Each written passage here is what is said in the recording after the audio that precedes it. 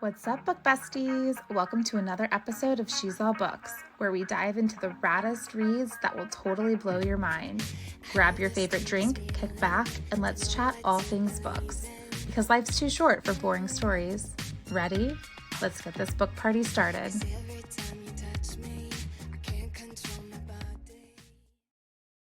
Hey there, book besties. Welcome to this week's episode of She's All Books. You are getting me in a very realistic literary sleepover situation. I woke up feeling horrible, caught my kids cold. If you watch my Instagram stories, dropped a book on my face and literally hit perfectly with the corner and instantly started bleeding. So I feel betrayed by books. It made me bleed, and I'm so good to books. So that was harsh. But jokes aside, if you're listening, consider yourself lucky because this is quite the vibe I've got going on here. Eye patches and everything. So let's dig into the second edition of Millennial Minutes before I bring you my amazing author interview with Margaret Rose. She's freaking phenomenal and has been just such a favorite interview of mine. So let's get the Millennial Minutes over with so I can get you rolling with Margaret. All right, book besties, welcome back to this episode of Millennial Minute, or this segment of Millennial Minute, where I am serving up hot takes on romance reads faster than you can say you've got mail. Let's dive in. First up, can we talk about romance books with playlists? It's like the modern version of making a mixtape for your crush, and I'm here for it. Authors are getting so creative. You guys, some of you have like playlists that are already created at the beginning. One of my favorite playlists I found so far is by DM Simmons, and she did like a mixtape because the book was like set in the 80s/90s. And it was awesome. It had side A, side B. Some authors are putting like the link to the song that coordinates with the chapter at the beginning of each chapter, and then it takes you to like their playlist. Just love the creativity. So I want to know, what is your favorite book with a playlist? If you're watching this episode or listening to this episode of She's All Books, please let me know in the comments. I'm dying to know. I love a good book with a playlist. I don't care what type of music is on the playlist. I listen to all types of music, of course. I love my nostalgic music. But let me know in the comments of this episode that you're listening to or watching, or pop over to Instagram and let me know on the promo for this episode, because I would like to build my TBR with books that have playlists. Always on the hunt for new tunes. Speaking of hunts, it is spooky season, witches. I am all about witchy reads right now. Give me some practical magic vibes and I am a happy girl. But heads up, I'm already seeing some winter/holiday romance reads, and hint, hint, little spoiler alert, you're about to hear a lot about those with Margaret Rose in the interview that's going to be after this segment. But I am mentally, because we're approaching Halloween over here, I'm mentally in my witchy reads mood. So some of my favorite witchy reads I wanted to share with you guys are Julie Johnson's Bad Luck Charm and At Last Sight. Those two books are what got me into reading witchy reads. I never in a million years thought I'd be into like witch romance, and whoa, it's like, if you're new to romance books or to this trope in general, this isn't like a paranormal, well, it is. It's not like, it's like present day. I'm trying to think of a good way to describe these books because it's present day. So there's like a little bit of a realistic vibe mixed in with that witchy read. So it's just not everyone's witches, but there is definitely some of that fun, like practical magic vibes. And Julie Johnson just like knocks it out of the park with those two. I'm telling you, obsessed. I'm hoping that we get a book 3 soon. I need to actually go and check and see if that is on the docket with Julie, because I will, sorry, grabbing my Julie Johnson books in front of me. I will devour them. Another witchy read that you don't want to miss is by KDA, and it is Often It Takes a Jinx. Spoiler alert. Well, not spoiler alert. I guess like insider knowledge. I'm dropping a special episode with Katie this Thursday. So Thursday, oh my gosh, I'm so bad with dates. Thursday, the 17th of October, I'm dropping a special episode with Katie, and we're going to dive into her witchy read debut book, Often It Takes a Jinx. You're going to be obsessed with Katie and this book. It's so good, and it just released recently, so you can already get your hands on it and read it before listening to this interview if you choose. So join in on that witchy read vibe era that I'm in. Last witchy read recommendation that I wanted to give is How to Fake It with a Fae by Amy Boyles. Another amazing read. I can't grab it. It's out of my reach, but I'm looking at it. So good. You would absolutely love it. So there's my little starter kit for you if you are wanting to get into like the whole like spooky season vibe. But these are not like super, super dark, super scary books. These are more like fun, lighthearted, witchy reads with the books by Julie Johnson. And, you know, there's a little bit of like the like under the mystery. There's some like suspenseful vibes to these books, but not super crazy dark. If you are looking in for like a super, super dark read, I can give you those in the next millennial minutes for spooky season. All right. So make sure you tune in for that very special episode with Katie A. We are going to deep dive in her interview. It was so much fun to film it, so I can't wait for you guys to be able to watch or listen. And now let's dish about other tropes. So you all know that I'm a sucker for those controversial tropes. If you watch this podcast, if you've listened to any episodes, you know that my favorite tropes are those tropes that some people like absolutely hate. So we're talking surprise pregnancy. You either love or you hate a surprise pregnancy trope. Second chance romance. You either love or you hate that second chance romance. It comes with sometimes some toxicness. It comes with those angsty, just why. Sometimes it has miscommunication in it. Those are all tropes that can be pretty controversial. I personally will instantly read those tropes. In addition to my go-to tropes that I just mentioned, I'm really jiving with a good single mom romance and a friends to lover romance. But I want a friends to lovers romance. So I'm asking you for Rex for these two tropes. I want a single mom romance. I want a friends to lovers romance. Any of those recommendations you have, but the guy, the MMC, I want him to be like a brunch daddy or like a not too sweet.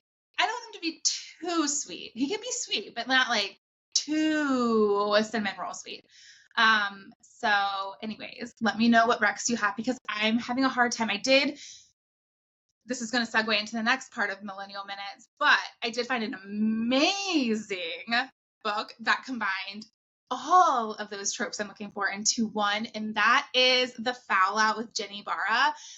If you were able to tune in to my IG Live with Jenny on Friday, the 11th of October, we had so much fun. I have so many connections to The Fallout that Jenny wrote. And if you are looking for that episode, it is saved on my Instagram at She's All Books. So you can go and catch that IG Live recording. I'm also going to upload it to all of the streaming platforms that I'm on for She's All Books. So there will be an episode coming soon, most likely next week, that has that recording of my interview with Jenny Barra. And it is so fun. She is the sweetest soul. And I'm so excited that she sat down with me. So special thanks to Handwrite PR for setting that up. But let me know in the comments on this podcast episode, on my IG, wherever. I want to know what book recommendations you have for those tropes that I just mentioned. So throw them at me. I will read them. Another IG Live update I have for you all is mark your calendars because on October 23rd at 10 a.m. Eastern time, because I will be interviewing Ava Miles, who does not live in the United States. So there's a bit of a time difference there. So it's going to be a 10 a.m. Instagram Live on October 23rd. And we're going to deep dive into her Roommates in Paris book series, which I am a huge fan of. I did the opening. I showed the book mail I got for Roommates in Paris. If you like Emily in Paris vibes, meets like Friends, meets like 90210, like you have like a group of friends and it's so fun. They're living in Paris, they're working at a restaurant. Gosh, it's so good. So I can't recommend it enough. Give Ava a follow, give Jenny a follow, but tune in October 23rd at 10 a.m. Hopefully she'll agree to let me upload that also to this podcast, or maybe she'll come on additionally to the podcast, but I'll make sure to save the recording of it if you're not able to make it to my IG. So at She's All Books, make sure you're following me there so that you can see these recordings of the IG lives that I do. But hopefully they will be uploaded to this platform soon. Before I go, I'm going to wrap up this Millennial Minute. Before I go, I want to hear from you. What are books that you're currently reading that give you major 90s or Y2K vibes? Share those with me. I want to hear them. I want to hear what's throwing you back to the days of butterfly clips and frosted tips. Let me know. Maybe if you're sharing them on social media, we could think of a fun hashtag, like hashtag millennial reads. Let's go with that. I don't know. I'll start using it. Hashtag millennial reads, or you can hashtag She's All Books. And we can all discover some of these nostalgic gems together. I am excited. So throw those at me as well. My TBR list can never be too big. I mean, hopefully one day we'll see the end of it, but I'm not in a rush. So keep throwing those at me. That's all for this Millennial Minute. Stay tuned for this author interview with Margaret Rose, where we'll be playing paper fortune teller and pretending we are back in homeroom. Later, lovers.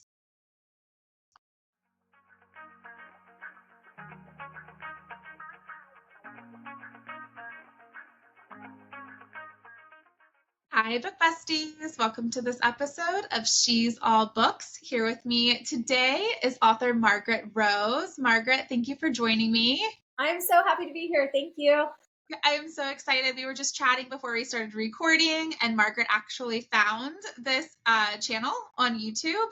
So where a lot of folks find me on Instagram, my Instagram account for books, Margaret actually found me on YouTube. So I'm living on a little high right now from that tidbit. So thanks for sharing that with me. I'm so excited to connect those who are listening and or watching this episode with Margaret and her books. We're going to dive into those. But before we get started and before we do my paper fortune teller, could you tell the readers a little bit about your Kissing Bandit and Royal Hearts books? Sure. So Kissing Bandit is the first in an interconnected small town standalone series. So you can pick them up in any order, but I think I hear authors say mostly like it's the best experience if you want to try to read them in order. And so Kissing Bandit was the kickoff. I'm literally reading my little elevator blurb because I could never remember. It's about a sensitive list maker who starts over at the lake running an ex-baseball player's family estate sale in this thoughtful, bright, and steamy romantic comedy. Yeah, it was a lot of fun to write. I found a photo. There is a real Kissing Bandit. Her name is Morgana. And I am not a baseball fan. I'm not a sporty spice, which is why this book it's sports romance, but like just a pinch. It's way more small town, found family, all those things. But I found this black and white grainy old photo on Pinterest. I have no idea what I was doing or how it popped up. But it is this woman, her name is Morgana, and she used to run on baseball fields and kiss pitchers. And there's a picture of her kissing George Brett, who is an old Kansas City Royals baseball player. That's where I'm from. And this picture like imprinted on my mind. And I thought about it for at least a year. And I was chewing on how I was going to write this book, like without writing a baseball book, because I didn't want to do all the research and like learn everything there is to know. There are some really wonderful sports romance writers out there, and like they are killing it. And that was not going to be my thing. So it took me a minute to put it all together. But that was the beginning of Kissing Bandit. And the tropes are just friends, age gap, and small town.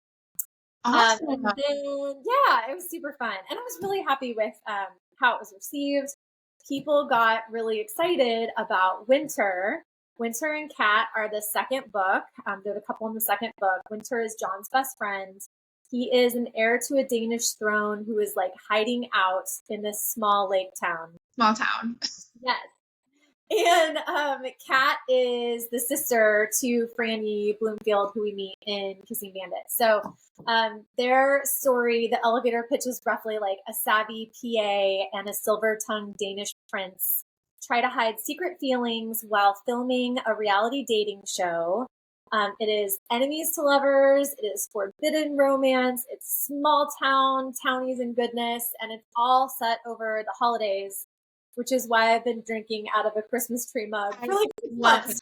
I see it on your Instagram posts or your stories, and I get so excited every time I see it because I have those exact same mugs, and I feel like I need to bust them out. Yeah, I know. Awesome. For me, it's time. I know we need to have spooky season and everything, but like in my world, we're fully engrossed in holiday. That is awesome. So I've never read a book that incorporates like reality. Well, I can't talk reality show. Like that's not. I'm excited. I can't wait. Thank you. I'm excited too. And this is another like funny thing. I feel like I find myself setting up these really plotty premises of books where I am also not a huge fan of reality TV. Every once in a while, I will like, watch something on The Bachelor. I guess that's kind of old now. Or like the one where they're put into pods. And I've just seen that. Love it first sight or something. Yes. Like they don't see each other and then they decide and then they like propose and then they go off into the world. So like every once in a while I'll watch one of those. And I think I was watching Love at First Sight when Royal Hearts was like percolating in my brain. And I just was like, oh my gosh, this Danish prince, and he would be perfect for a dating show, except for I don't want to write a dating show. Like I don't want to write a reality show. Funny. So it's set at the top of a mountain in a little ski lodge, and it's very small, and they're on like a little teeny tiny skeleton crew and production crew, and they're filming over the holidays. So you get all of that like cozy goodness. Yeah. But yeah, the reality show is in the background, and it's been pretty fun. Now I'm like feeling Christmassy, like I'm feeling like the holiday vibe, the winter vibe, like all the different holidays. Like I feel yes, I'm so excited. And I just got excited about fall, so now I'm really confused, but excited. No, me too. I totally want to have spooky season. I'm so excited for fall. I'm like holding myself back from my first pumpkin spice latte. Any day now, I'll crack. Yes. Oh, that is so exciting. Well, I can't wait to hear more about these books. I'm dying to get my hands on it. So let's dive into the questions. Are you up for a round of paper fortune teller? Yes, bring it. Awesome. And I like to give my little spiel for those of you who watch this episode every week. Thank you for watching. You can definitely skip past my fortune teller directions.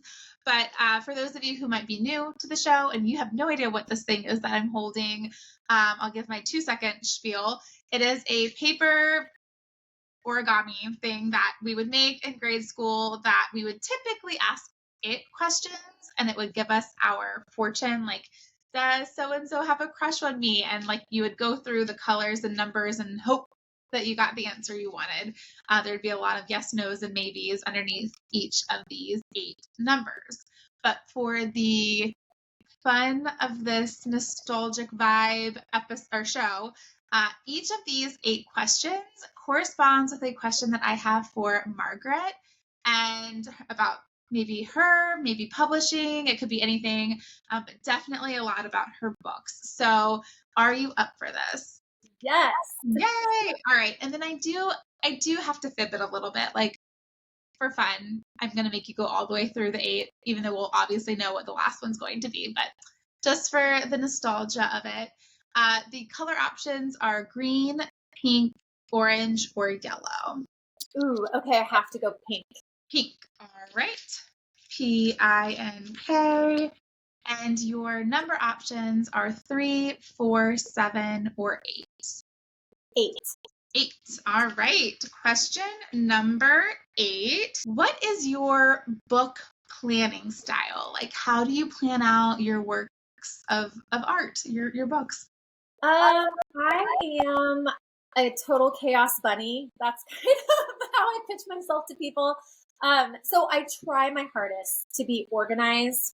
I do have like a series plan now for the Love at the Lake series, but when I sat down and wrote Kissing Bandit, nothing. The characters just came. And then I sort of like tried to put them into boxes and like assign them some tropes and like have a vision for their book down the road. I would say when I'm planning a single novel and I'm in there writing it, I'm probably more of like a headlights writer.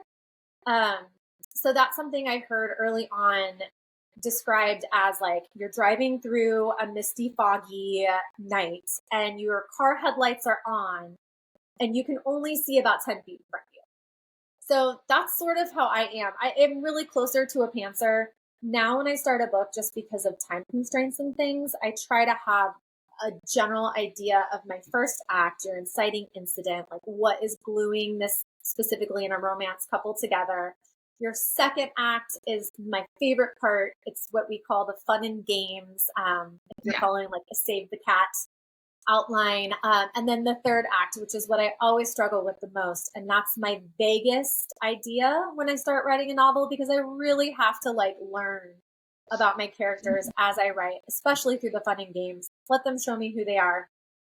And then sometimes, like with John and Fran and Kissing Bandit, I had the idea for the last scene in mind and it worked out.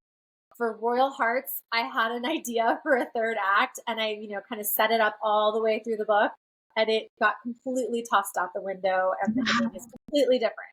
So wow. That's kind of how the characters like take control, they guide you. Do you like hear in your head, not voices, but kind of, like, do you hear the banter? Do you hear the conversations? Like, do they take a life of their own? Yeah, I think so. I have a hard time with that. I mean, I chew on that too. Like when I listen to other authors talk and they're like, I have no control. My character just totally takes the wheel and they go off on their own tangent. And like, I do understand that and I see where that happens. Right. And I definitely do hear them. Sometimes they're louder than others. Yes.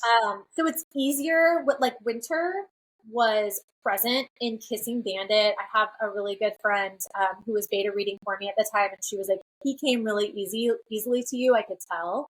So his voice was like clear as a bell. Yeah.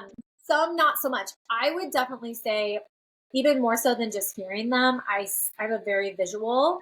Yeah. Like there is an author, Adrienne Young. He does Writing with the Soul. Yes. And I was involved with that like very early on. I took her course and she talks about lucid dreaming.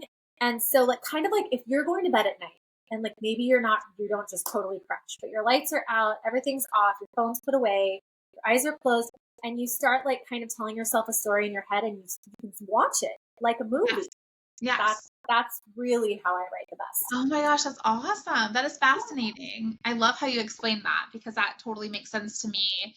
Sometimes like to calm my brain, like I do that when I'm going to bed at night and then the next night I'm asleep. But that's such a cool way of describing that. Thank you. Sure. I'm going to throw in a bonus question that's not on the paper fortune teller, but one that I've had a fun time asking authors lately. And that is, do you have like a favorite snack or drink that you enjoy when you're writing? And I know it's not a pumpkin spice latte because you haven't had one of those yet this season, but do you stick to any like beverage or drink of choice? I really don't. I wish I was more like pretty about it.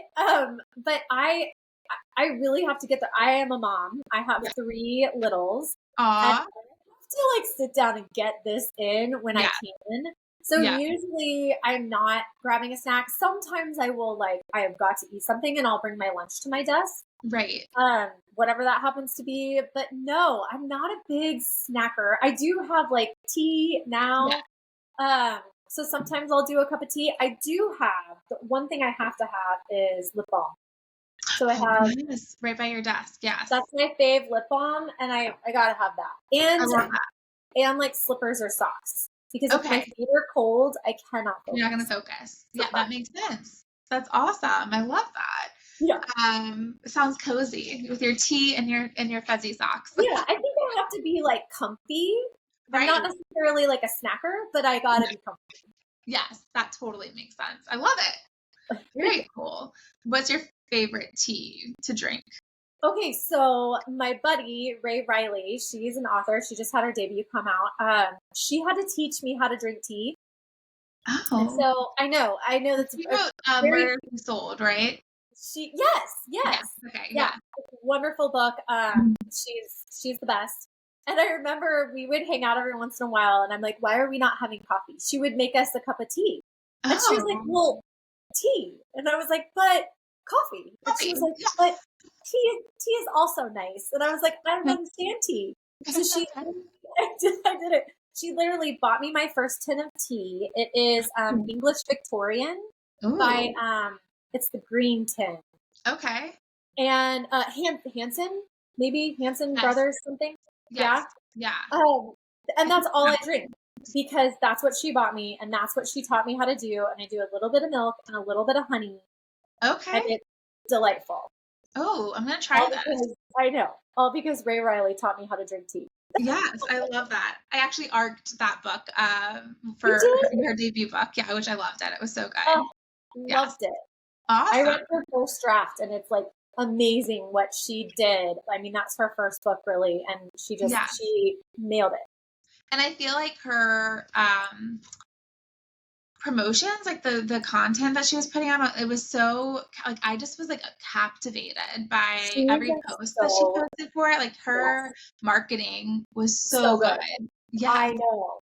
Yeah. And I I'm couldn't I'm put my trying to finger on learn. it. I'm like, show me the way. Yes, I couldn't put my finger on it, but I even reached out to her in DM before I ever got the arc or anything, and I was just like, "Your posts make me like crave this book. Really, it's like it's just like so good. Yeah, That is amazing. That's what every author out here is yeah." going through. And I don't know what it was. It was aesthetically, it was very pleasing. I It was know. fun. Yeah, Yeah. her it was very cool.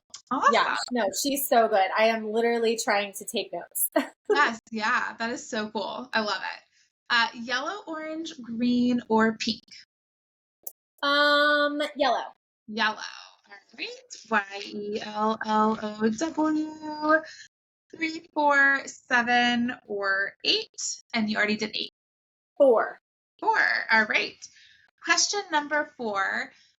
So we talked a little bit. You shared with us some of the tropes that are in your 2 books. But what are some of your favorite tropes to read?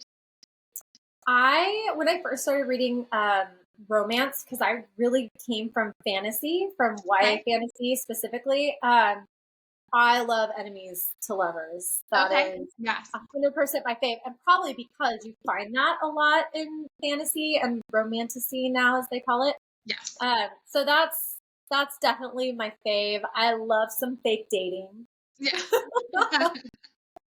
That's always so fun. Yeah. Yeah, those are probably my 2 like top tier. Oh, and slow burn. Like slow burn is I almost like that's almost number 1. I wonder if I'll ever write anything other than slow burn. Right. But we're not closing that door. Maybe one Maybe. day, but You never most know. everything I write is slow burn. I love it. Very cool. So then of the enemies to lovers, I know that you mentioned in Royal Hearts, that's one of the tropes, and obviously slow burn. Help me remember for Kissing Bandit, was it friends to lovers? Kind of just friends, like a just Okay, that's what friend it was. Yes. Yeah. pact. Yes. She has a kissing list and then like a no kissing rule. So she is a kissing bandit. She is like brokenhearted and determined not to have any sort of relationships or emotions. She loves first kisses.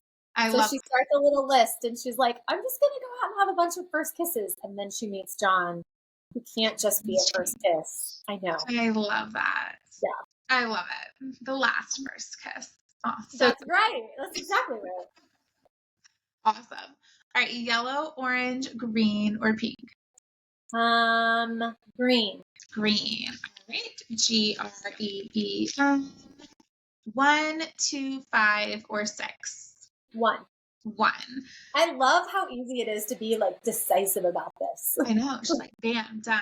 It also just like helps me stay on track because I love it. I could branch off, and next thing you know, we'll be talking about like some absolute like I won't know how we got there. So it helps Yes. me to stay focused on why you're here. Okay, so for question number 1, I am in love with your Kissing Bandit cover. Have we seen a cover reveal for Royal Hearts yet, or is it not? Yes, Royal Yeah. Hearts, the cover reveal is up. And the like that little elevator pitch that I Yes. muddled my way through is up. I have not put up the full blurb. Okay. Love Notes PR is going to do some arcs for me. And so they do have a version of the full blurb. I have tweaked it a little bit since. So I'll probably release that soon. But the cover is up. And thank you for loving this one. This is this was like an Amazon oopsie copy. So it's got this weird little white bandit bottom. So that's not there, but this is what I use now to like do stuff. But yeah, this is Sam from Ink and Laurel. Okay. Does all of my covers. She is amazing. I so far have had a pretty clear picture of what I want for my cover. And then she somehow like takes my little Pinterest board with like 10 images and just brings it to life. And Royal Hearts, I love the cover is great. It's like I'm so excited. Super cozy and romantic and sweet. The next I'll pop one it up on the screen when the episode airs, so that if you're watching it, you'll be able to see it. If you're listening, you'll have to check out Margaret's Instagram page. Yes, it was like a vision for sure, and she nailed it. So cute. I love that. And I know she's the best. She's been wonderful to work with. She's done a lot of big authors and big books, so I feel very lucky to have her. Yes, that is so exciting. That's awesome. I love covers, and I will pick a book by its cover. Like, I am that person who's like, if I see a book, kind of like when we were talking about Murder, She Sold, I'm like, something about that. I'm just like, I need to know, what is this door? I love covers, and I even see yours peeking out in the corner of the screen behind you, the poster. I'm like, I just absolutely love. I would pick it up just based off of the cover, which is so fun. Thank you. I'm actually curious. That is a huge poster from like a book signing event that I did. And I'm going to Ink and Indie October 5th with Bianca Miller. She wrote Diving In. Yes. And a bunch of other great authors are going to be there. And I'm debating hauling that thing on the plane. I'm like, will they let me just like hold, like, do I hold it? I don't know. We'll see. Oh my gosh. One time I traveled with friends for their wedding in Cancun, and they were bringing like everything with them, and we were walking through the airport with just like crazy things, like decorations, and we got it there. So I think you'd be fine. I think you could do it. No, okay. I'm thinking about it. Bianca has a similar size like poster of her cover, so I'm like, I mean, we would look crazy, but it would be funny. Yeah, that would be hilarious. Diving In was also a great book. I loved that book. I know. I love that you know all the people. Yeah. We are in the same circles. Well, I'm not in the circle. I'm on the outside reading the books from the circles, but I'll live vicariously. No, you are. I love it. All right. Orange, green, pink, or yellow? Green. Green. All right. Like a Christmas tree. Yeah. GREEN. All right. We have 3, 4, 7, or 8. You've already done 4 and 8. So 3 or 7? 3. 3. All right. Question number 3. Can you tell us, you've already given us some information about the characters and Royal Hearts and kind of their backgrounds and everything. Could you describe their characters a little bit more for us? Like, even if you're repeating yourself from before, just give the listeners and the viewers just something to look forward to.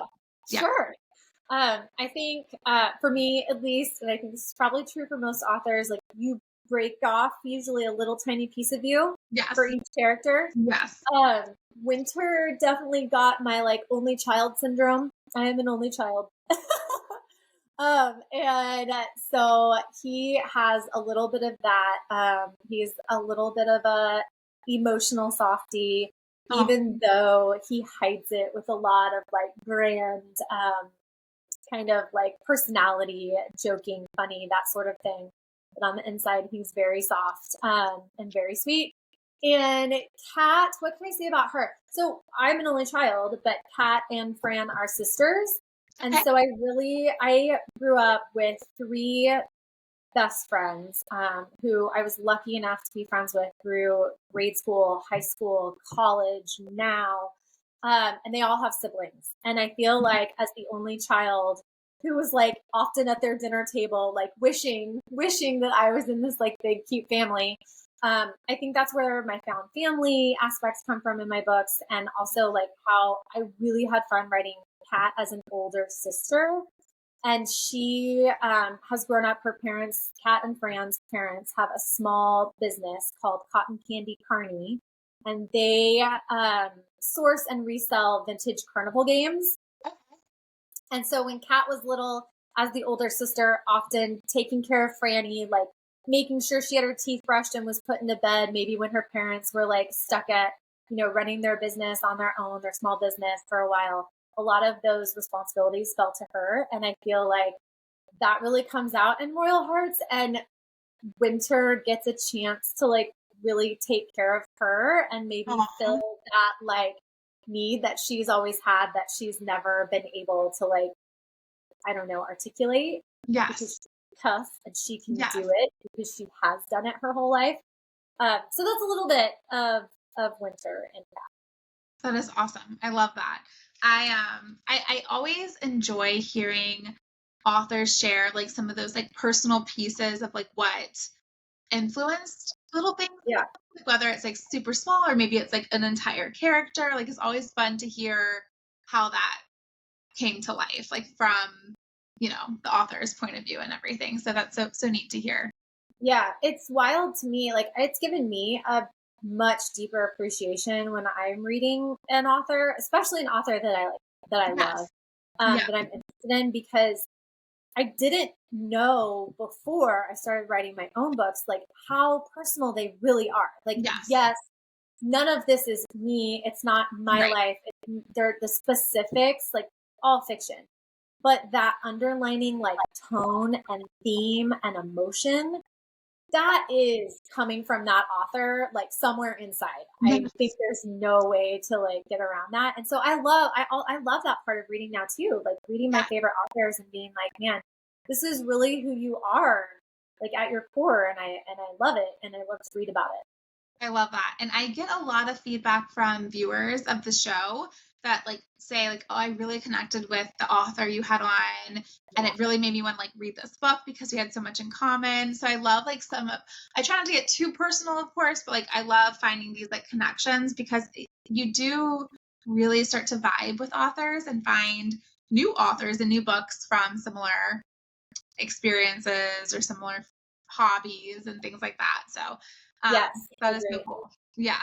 I love the carnival idea. Like, I don't know, how did you come up with the carnival thing? I have no idea.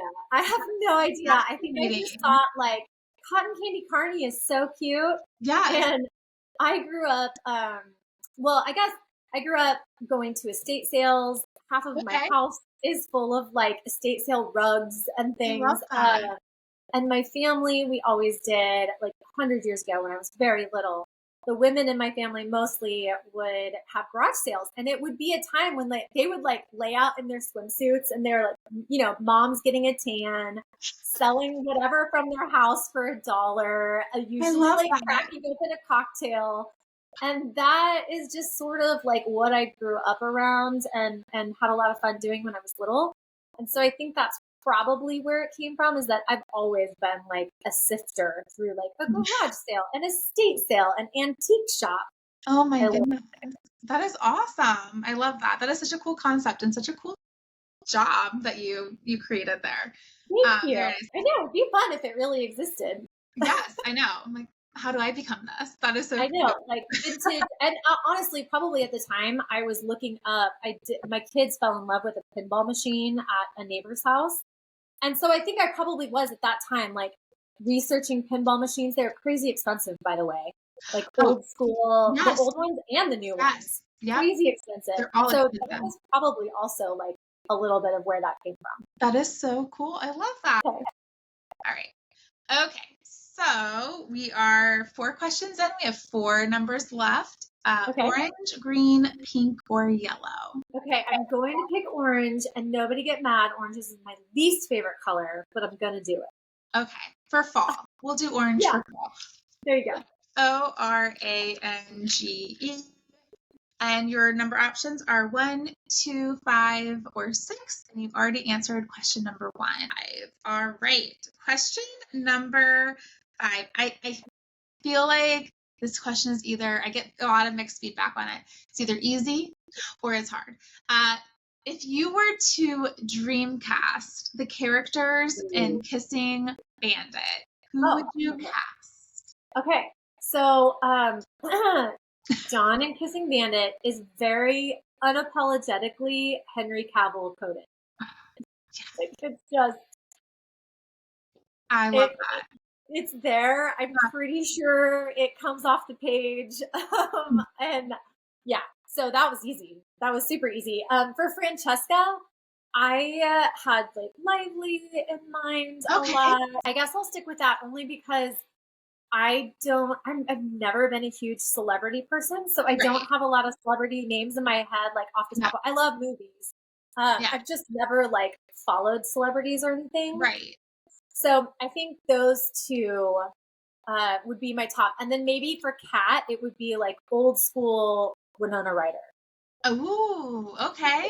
I see it. That is awesome. I love that cast. That's a perfect cast. Very cool. Okay. It's always fun. Like, I'm a visual learner. I'm a visual person. Like, when I'm reading a book, I'm actually like, I feel like it's a movie in my head.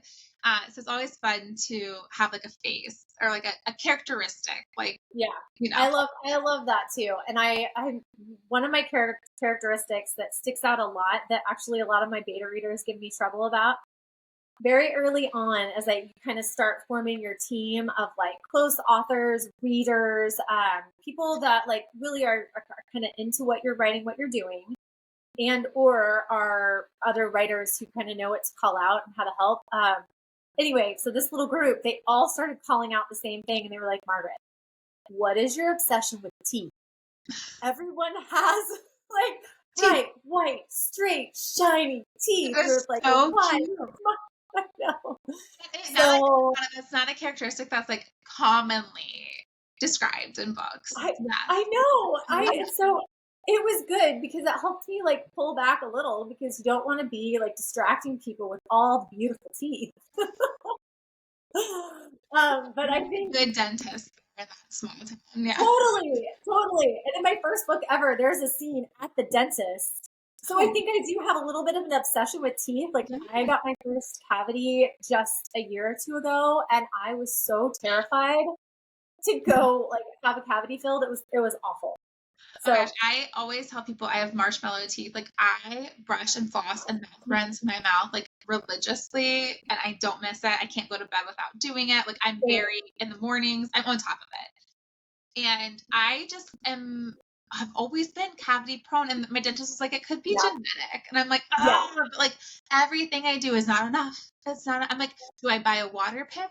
Do I need to, like, I will do anything they tell me to do. And he's just kind of at this point, he's like, listen, your teeth are very white. They're very, I can tell you take good care of them. Some people are just more. Yes. Do it. You have lovely teeth. From a teeth connoisseur, I also am asking for a water pick for Christmas. Oh my gosh, let's both get them. I feel like I just need somebody else to say they're gonna get one. I'm a little scared of it, but I'm all for it if it's gonna. I think it's gonna feel good. I think when we have a little bit of anxiety about like mouth teeth stuff, I think it's gonna be a good thing to add to the regimen. I'm gonna do it. Now I feel like I need to know like what toothbrush you like. You are the teeth expert, so what toothbrush? I need a new. I use like an electric toothbrush, but I need a new one. Okay. I need like a whole revamp for the teeth. That's probably going to be like the theme of Christmas this year. For Christmas, I just want all new dental care. Yeah. I know. How lame, but like, you know. I love it. I mean, this is adulting. This is millennials adulting. I know. So we can't. Right? I know. I drop my kids off at school. I come home and I sit at my desk and I write books, and then I take good care of my teeth. And yes. I love it. This is great. See, you learned so much about authors playing paper fortune teller. I'm telling you. I know. To bring it back to the 90s, like little 90s Margaret would be appalled with me right now. I know. Like, do you not have a party or like any sort of thing to dress up for on your calendar? Nothing. Then my party trick is how to keep my teeth very, I mean, like that is the coolest like icebreaker. Like I hated doing icebreakers, and I feel like one of my questions is very icebreakery on here, but you have the best icebreaker. Like you just got your first cat. Not many people can say that. I know. I made it a really long time. I know. That's that's I awesome. know. I made it to, it was 40. Yep. And I was like, no, is this getting old? No. I'm just very jealous and very, very envious of that because I at this point know when I go I'm going to have one, and I'm like, this just sucks because like I'm gonna sit here, you're gonna tell me I'm doing a good job, but you have a cavity. It's like and I think my son has my teeth too, so he just went to the dentist and he has his first cavity. I'm like, oh gosh, it's all starting for you. I'm so sorry because he also is so good at brushing his teeth, and yeah, I don't know. I think some I of us know. just I'm like waiting for it to happen with my kids too, and I'm just crossing my fingers. Oh my gosh. We'll see. All right. Well, I'm going to just be hyper focusing on that when I read Royal Hearts. I'm like, how are their teeth described? Like, I'm going to just be looking for it. When I make the edit, I'm just going to put a bunch of like teeth stuff though. People with like really big smiles. Yeah. I love it. I'll get it. It'll be an inside joke. Yeah. Right.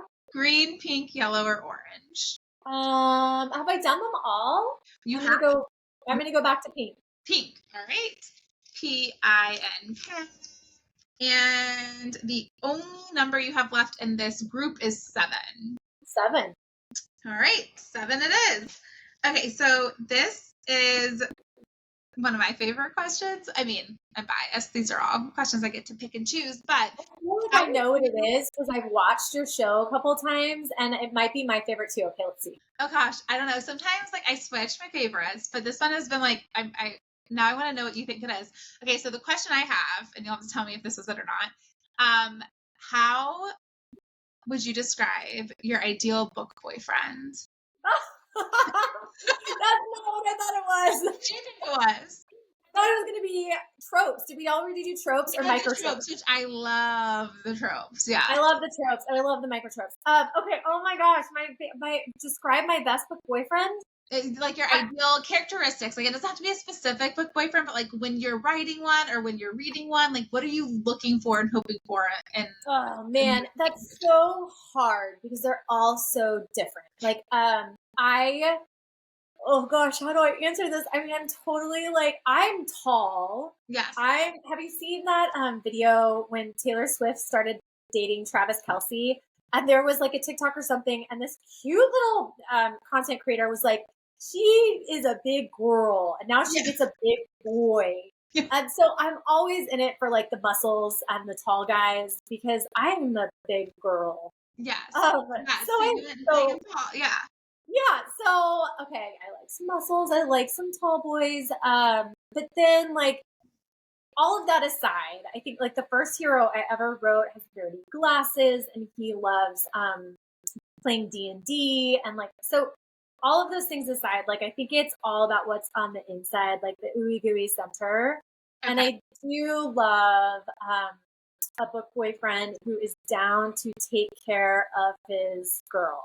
Like I love that. That's probably the bottom line. Like as long as they're willing to like take care of you, be there for you, support you, then everything else is just like icing. I love it. That's perfect. Yes. So how tall are you? I'm 5'9". Okay. I'm close. I'm 5'8.5". So like. Okay. Yeah. No, you're totally close. And I'm in a butterfly chair and it just sinks. So yeah, I'm tall as well. Yeah. Yeah, I think and when I was little, like I've been about the like body size that I am now since 8th grade. Okay. And so I think I just grew up like the tallest girl, like tallest student in my whole class until like one boy I think finally like shot up in 8th grade. But like I just always felt big. Yes. Yeah. And so I think that's that's why I've always been a muscles girl. Like Henry Cavill. I mean, there you go. It for me. Yeah, I love it. Alrighty. Pink, yellow, orange, or green? Yellow. All right. YELLOW. And we have 1, 2, 5, or 6. The only one remaining is 2 or 6. 2. Question 2. Here you go. We already talked about tropes, and some people hate me asking this. I love it, like you know. What are your favorite micro-tropes? Or you can tell me some micro-tropes that are in Royal Hearts, however, or both, whatever you want. Micro-tropes are my favorite. Okay, don't like it because they're Yeah, like, micro-tropes are my favorite. they're like throwing me off. No, micro-tropes are my fave. And if anybody doesn't want to hear them, like just fast forward. And also, if any people don't like spoilers, like you got to be real careful on my social media because True. I can't keep True. a secret. I can keep Right. someone else's secret Right. to the grave. Yes. But my own stuff, like I spilled beans right and left. I just can't help it. I get so excited. Okay, so micro-tropes in Royal Hearts. I have oh, did I lose you? I'm sorry. No, I see you. I would You're good. Okay. I had a little list. But okay, so what are my favorites? Like Closet Kisses. Yes. Is one in Royal Hearts. Only One Horse in Royal Hearts. What else? Oh, She Wears His Crown. Kind of like She Wears His Jersey, but She Wears His Crown. Yeah. Snowden. Snowden is one of my faves. Me too. Love a good Snowden. And they both crave praise. I love that. Very exciting. Are those micro-tropes that you like to pick up when you're reading a book as well? I mean, like I said, I'm still fairly new to romance. I really had to give myself, like, I just accidentally wrote a rom-com during the pandemic. Okay. Up until then, everything I'd written was fantasy. And so I thought I knew what romance was because I had read, like, The Hating Game, and It Happened One Summer, books I fell in love with. And those are all books that I would say, like, I've been meaning to do a little social media post that, like, I love seeing authors name the books that are sort of the foundation of, like, what they love and maybe what gave them that, like, catalyst and kickoff into their, like, writing their own. And so, yeah, those are probably things I love, but I'm still just learning. I mean, I'm still learning all of these little tropes and micro-tropes and tastes change, you know? I would say Second Chance, which is going to be the third book in the Love It the Lake series. So that's what I'm essentially like working on now. Has never been a fave of mine. One of my most favorite faves. I know. I think I heard you say it on Amber Cordova's episode. And she loves it too. I feel like a lot of people love it. Yeah. I don't know what's wrong with me. You either love it or you absolutely do not love it. So it's I know. And it is, if you think about it, it's the polar opposite of enemies to lovers, I think. Because Second Chance is usually like there's still something kindling, like and it's always been you vibe with Second Chance. And enemies to lovers is like it is anyone but you. Yes. And then you have to watch that like transition. So they're total opposites. So I don't know, like I am so excited to write it. I like to challenge myself. I think it's going to be really fun. And I have a feeling by the time I'm finished with this third book, it's probably going to be a new favorite. Yes, I hope it is. You have to let me know because I love Second Chance. I'm such a mood reader. It changes a lot for me, but there are some that are just like constants and tend to be like always my fave. And those three are very divisive, and it's the Second Chance, surprise pregnancy, which some people are just like, don't give me that. And then miscommunication. So like, I don't know, maybe that's like 3 red flags or something. But I always love those. Like I am a mood reader, so I'm all over the place. But those are the 3 that I'm just like, give me. Here's what I think. I could give 2 hoots about miscommunication. Like if it works for the book, and it probably works for me, and people get so up in arms over that. So I love you for saying that because it gets like sometimes things like that get such a bad rap when like it doesn't always have to be bad if it's done well. Exactly. Yeah. So those are always a fave. And then I mean I'll read anything. But those are definitely the 3 that I will pick up any day. So I'm excited about the Second Chance romance. I know. Okay, I'm excited. I want your notes. Yes. Maybe you can read it early, and because I need notes. Yeah. I'm almost done with my first alpha read for Katie Van Brunt. I'm not sure if you're familiar with her. And it's been so fun being like in that, and I actually excitedly got to help with a big part in her book. So I'm like, oh, this is so fun. I could get addicted to this. So that's wrapping up. And I feel like I'll never be able to take on more than one at a time of like any alpha or beta, because you do have to give it like a lot of love and attention, and the authors like are asking you to do this, like, because they really, it's a big important part of the writing process. And for those of you who maybe are more reader versus like involved with arcs and stuff, I'll break down a little quick example or definition of these. But arcs, when we talk about arcs, those are advanced reader copies. So that's when the book is almost at its final. Like there might be a couple like missed like typos or something, but like the book is pretty much about to be published, and readers can get those a little bit ahead of time, just to be able to start promoting it, to hype it up, to hopefully leave reviews. So that's like towards the end of the writing process.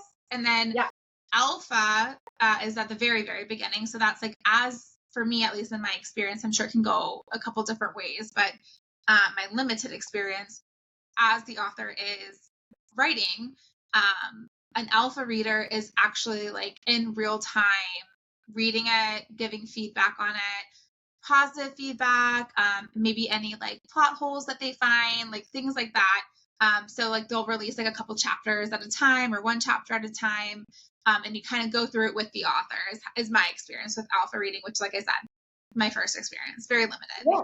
Beta reading, that's where I'm a little lost because I've never done beta reading before, but tell me if I'm wrong. Beta reading would come after that first draft, after some editing. Is that when the second set of eyes get a look at it, and then they can okay. Yeah, I think so I think an alpha read and a developmental edit can kind of be one and the same. It's it's like a first draft, and either you've got an alpha reader in it with you, like in that Google Doc or something, right, as you're writing. I've never done that. I have done like what I used to call like a dirty draft, a fast draft, where I just boom, stream of consciousness, like don't stop. There might be placeholders, like, okay, I don't know how they get to the top of the mountain, but they go from the coffee shop to the top of the mountain, and then you get seen at the top of the mountain. And then I've handed that off as a completed chunk, though.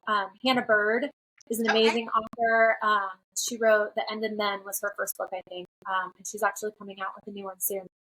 But she alpha read Kissing Bandit for me. And there was a scene in Kissing Bandit. It was a fake funeral. And she was like, this is not working for me. Like, I'm not getting it. Like, I feel like I know what you're trying to do. It's funny, but like, it's just not sitting well here. And so that was like great alpha feedback to where I was like, okay, I got a couple other opinions in that, and then that got cut. My family had a fake funeral for my grandma 100 years ago. A whole different story. She was like, I want to hear what people have to say about me when I'm still alive. That is amazing. Yeah. So we'll save that for another book, maybe one day. But so that's like Dev and Alpha can be that. Like I've sent Royal Hearts, like my first draft, after I had maybe done one self edit, onto a developmental editor. So then I get that back. I have incorporated her feedback, or maybe feedback from an Alpha. I give it another pass or two, and then it's going to beta. So I think beta, and this all works differently for everybody. But I think generally beta are like trusted either readers who know your genre, they're your ideal reader, they understand what you're trying to do. So like if a fantasy reader just came in and started reading one of my rom-coms, they might be like, I don't understand why all these women have glue guns, and like now they're making wreaths, and like, why do we care? And I'm like, because this is a cozy holiday rom-com and it's a cute scene, you know? Right.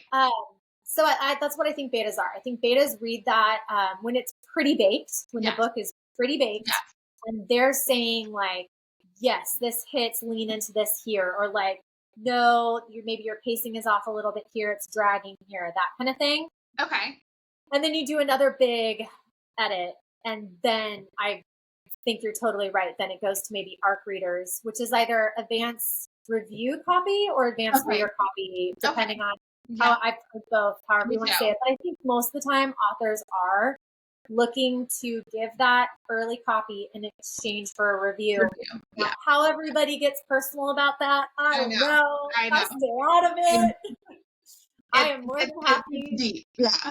Yeah. I'm more than happy to give away arts and hope that someone enjoys them, and that's kind of where I leave Yes. it. Yeah. Pretty much like that's my experience with ARCs is that I'm reading that in exchange for a review, and reviews to all the places. And it is a lot of fun just getting to hype up those books to get everyone excited about them. And yeah, so when we talk about these terms, I always feel like I forget to break it down for those who are watching and listening who are not familiar with that side of the publishing piece of it, and or that side of like the reader experiences that some people have. So it's nice. You're so right to do that, especially like Alpha Reader, which is so cool. Yes. That you got to do that. That's really fun. I was shocked. I was asked to do it, and it has been so fun. And she says I'm going to be acknowledged in it, which makes me very excited. I love that. I will never be an author. Like, I don't think, I mean, who knows? Never say never. But like, I'm not quite sure. I think I would write myself into the biggest plot hole, and then I'd be like, and that was fun. But to be able to be part of that process has been really exciting. It's fun. But that is for sure dipping your little toe. Right. Exactly. In the water. So like maybe you need to do it a bunch more times. Yeah. Yes. All right. So for the fun of the nostalgia, I know your last number remaining is question number 6, but can you just entertain me with one last round of Paper Fortune Teller? Yes. Okay. I love this. All right. Yellow, orange, green, or pink? I'm doing pink again. Pink. All right. Pink. And would you like to answer question number 6?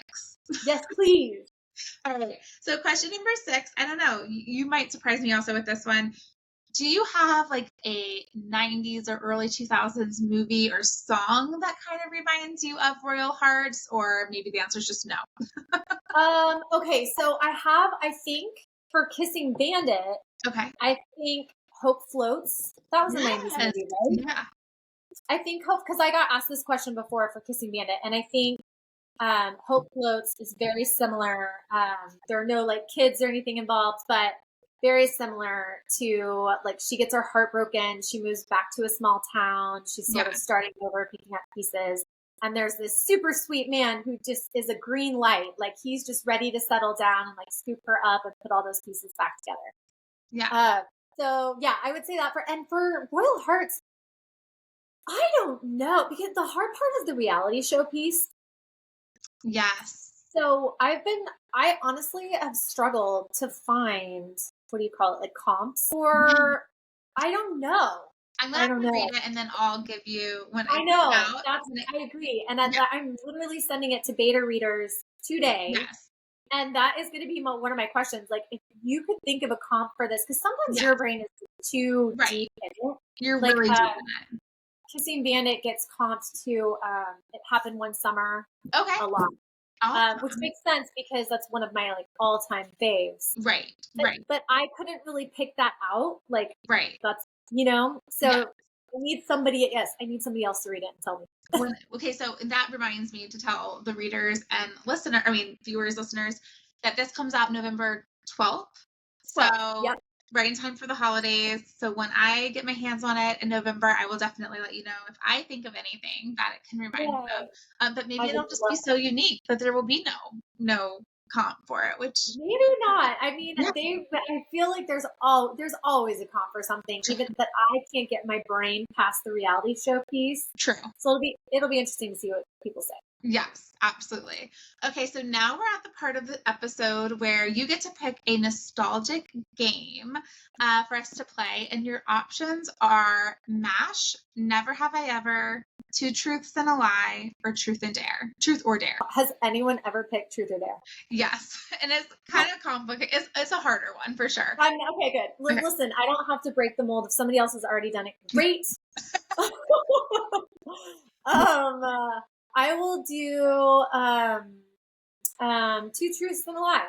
That's one of my favorites. I don't know why. I just absolutely love it. Okay, so for those who are watching, we're going to come up with 3 statements each, and one of them is going to be a lie, and the other person has to guess. So I'll be guessing which one of Margaret's statements is a lie, and she'll be guessing which one of mine is a lie. Okay. So take as long as you need to come up with these, and we'll dive in.